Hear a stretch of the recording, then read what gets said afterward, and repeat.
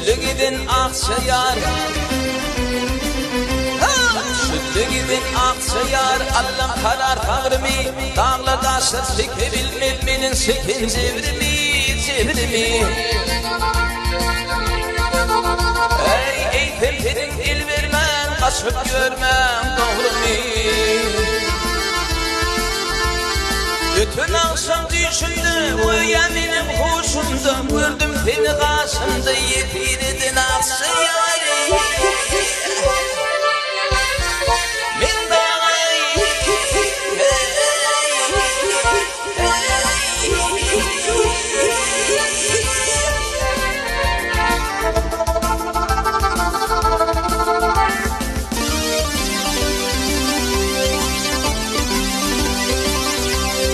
yol yürenlik bir